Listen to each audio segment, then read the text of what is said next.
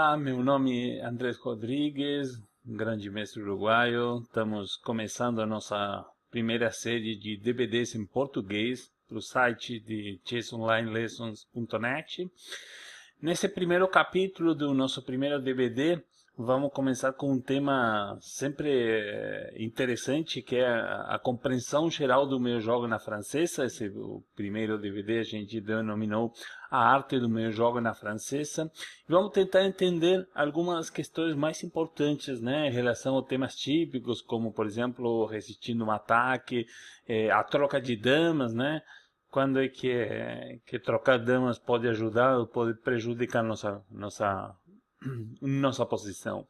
Então, eu tenho com a francesa vamos dizer, a história de longa data, né? Porque desde os meus começos como enxadrista, né, eu já comecei praticando a defesa francesa. Claro, não foi a única que eu joguei, também no meu repertório teve naturalmente outras linhas, mas a francesa sempre foi uma linha, uma abertura que me chamou muito a atenção, porque sempre achei difícil, né? Aquela aquele entendimento, vamos dizer, de algumas posições, né? Muitas vezes tinha algumas questões que demorei até anos para entender e que a partir desse DVD vou tentar ajudar vocês para facilitar um pouco essa viagem para aqueles que querem realmente se adentrar nos caminhos da defesa francesa.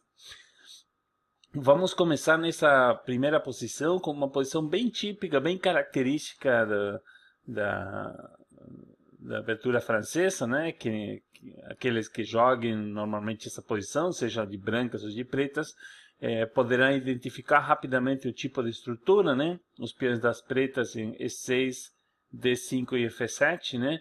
Brigando contra o peão de E5, que sempre está garantindo uma vantagem de espaço nessas linhas, né? Aqui, nesse tipo de estrutura, nossa primeira posição, não temos o peão em D4 das brancas, que seria uma outra característica típica da estrutura, e sim um peão atraçado na casa C3, né?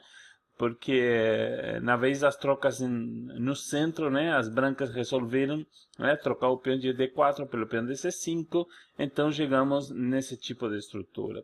O último lance que as brancas fizeram aqui foi H4, também uma outra característica. Sempre nós falamos que quando temos vantagem de espaço, muitas vezes temos que procurar ataques diretos acima do rei. E essa posição não é uma exceção, já que as brancas, né, particularmente com o controle que tem no centro, o peão de E5 que está devidamente defendido, elas pretendem, né, avançar os peões da ala do rei com basicamente dois objetivos, né, que seriam um deles simplesmente continuar avançando o peão, né, chegar com esse peão até a casa H5, eventualmente até a casa H6, né, para tentar debilitar a estrutura. E como segunda ideia, né, temos a possibilidade de que as brancas pulem com o cavalo para G5, né, ameaçando o mate na casa H7. Então, caso as pretas resolvam jogar bispo toma G5, aí poderiam tomar de peão de H, abrir a coluna H e ter um perigoso ataque acima da ala do rei. Eu resolvi começar esse DVD com essa posição porque foi uma das, não só das mais interessantes que eu já joguei, sino das mais esclarecedoras, né, em relação ao que eu devo fazer numa posição dessas. Muitos jogadores, quando estão de pretas numa posição com essas características, têm aquela impressão que está tudo ok para o preto, que nada de ruim pode acontecer, mas a gente sabe que o xadrez é bem complicado, né? Muitas vezes é mais difícil do que isso, e esse para mim é um ótimo exemplo, né, de como temos que tomar cuidado com algum tipo de decisões, né? Vamos tentar estabelecer nessa posição a maior quantidade de lances candidatos para, desse jeito, poder pensar, né, que devo fazer ou saber exatamente qual deveriam ser os lances certos numa posição com essas características. Por exemplo, eu aqui lembro perfeitamente quando joguei essa partida, que foi uma posição que eu demorei bastante para tomar uma decisão, porque embora eu sabia que não estava acontecendo nada particularmente forte, nenhum tipo de ataque imediato por parte das brancas, eu tinha que fazer um plano, né? Esse é um momento crítico numa partida de xadrez, que é onde eu estou apenas começando o meu jogo, então preciso definir as minhas estratégias, as minhas ideias.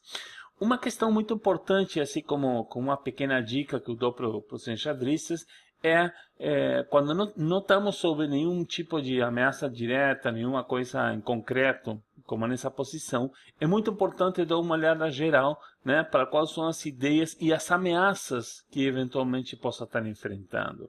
Eu já mencionei que o H4 tem a opção, né, de continuar avançando no peão ou de dar proteção para o cavalo, caso esse cavalo queira pular para G5. Mas além disso, eu tenho que considerar alguns outros fatores na posição, como por exemplo poderiam ser as ameaças de C4 por parte das brancas, né? Imagina que numa posição dessas características, se eu jogasse uma medida de defensiva tipo H6, né? Tranquilamente as brancas poderiam, né, tentar jogar um C4 que tente que possa tentar aproveitar um detalhe tático que é o fato do cavalo de D7 estar no ar. Então, se vocês numa partida se fizerem esse tipo de perguntas, uma pergunta do tipo, bom, será que o C4, além do H5, além do cavalo G5, representa uma ameaça, pode ajudar bastante, né, para vocês poderem evitar aquelas surpresas desagradáveis, né, que ninguém quer levar numa partida. Durante essa posição, antes de eu estabelecer os lances candidatos, eu realmente acreditava que o avanço das brancas de H5 não era nada demais, que eu depois ia ter que tomar uma decisão se deixar fixo a estrutura jogando eu, o próprio H6, ou deixar as brancas chegarem até H6. Em relação às outras ideias das brancas, realmente estava um pouco preocupado com o cavalo G5, porque eu acreditava que se eu fizesse um lance standard, vamos falar, por exemplo, em H5, né, só para mencionar, aqui as brancas cavalo G5 pode ser realmente bem interessante, porque eu seria meio que obrigado a jogar bispo a tomar G5. Por que obrigado? Uma coisa que normalmente eu não gosto de fazer nesse tipo de posições é jogar no G6, porque o G6 está criando não só uma debilidade geral na ala do rei, nas casas pretas particularmente, senão criando um contato muito perigoso na posição. Aqui as brancas, por exemplo, talvez poderiam jogar um torre E3 com a ideia da passagem da torre na terceira fila, ou o próprio H5 já, né, estabelecendo um contato direto e criando até às vezes algumas ameaças tipo cavalo por H7, né, com a entrada em G6, passagem da torre na terceira fila, e realmente se cria uma situação que às vezes pode ser extremamente perigosa para as pretas, tá?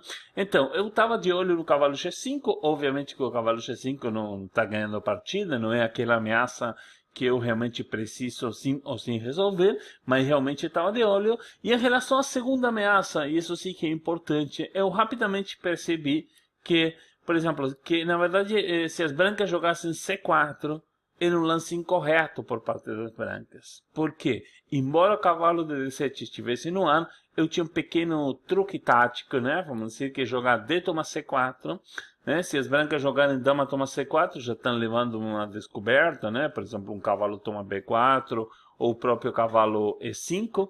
E caso que as brancas pegassem o cavalo de D7, que era realmente o que tinha, vamos dizer, deixava preocupado a gente no começo, tínhamos simplesmente o torre D8 e a dama não tinha mais saída da casa D7, portanto, realmente o C4 não representa uma ameaça do lado das brancas.